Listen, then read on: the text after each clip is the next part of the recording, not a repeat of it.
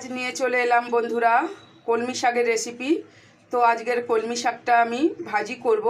কিভাবে এটা করছি আর কিভাবে করলে এটা স্বাদ দ্বিগুণ হয় আর খেতে ভালো হয়, তোমরা দেখতে থাকো। আর দেখো কতটা সুন্দর হয়েছে। এরপরে স্টেপ বাই স্টেপ দেখতে থাকো এটা আমি কিভাবে বানালাম।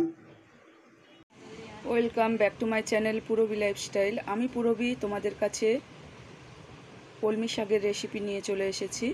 আজকে তোমাদেরকে কলমি শাক কীভাবে ভাজা করতে হয় দেখাবো।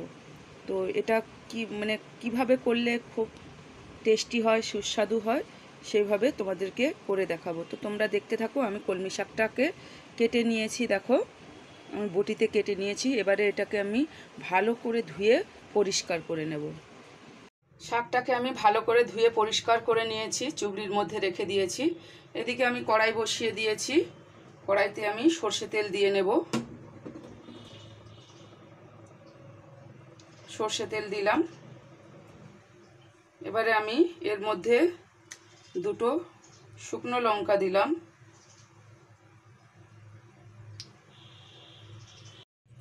এবারে আমি এর মধ্যে রসুন কুচি দিয়ে দিলাম।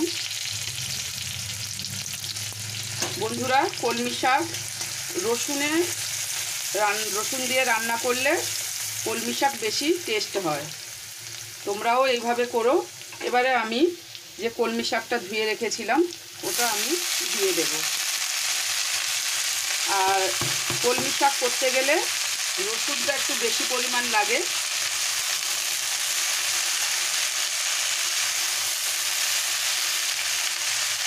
রসুনটা দিলে এটা খেতে বেশি টেস্ট হয়, খেতে ভালো লাগে।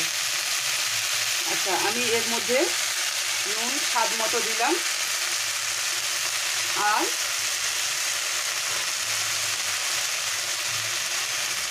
হলুদ হাফ টিস্পুন হলুদ দিলাম। এবারে এটাকে আমি ভালো করে মিশিয়ে নেব।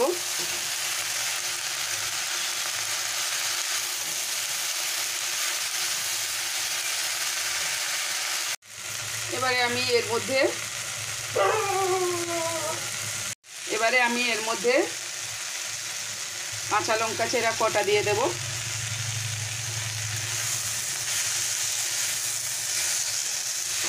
এতে সেরকম কিছু বিশেষ কিছু দিতে লাগে না।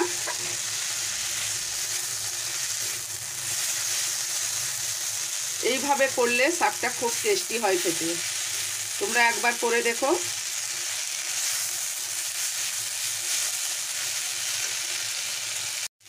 এবারে আমি এতে একটু মিষ্টি দেব। মিষ্টিটা তোমরা যদি না খাও স্কিপ করে যাবে।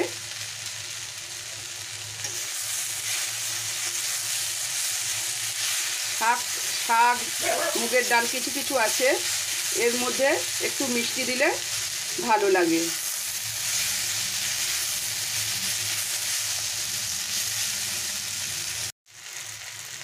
তো কলমি শাক ভাজাটা আমার সম্পূর্ণ রেডি।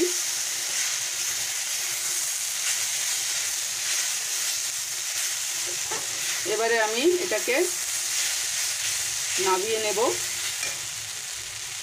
তো দেখতে থাকো।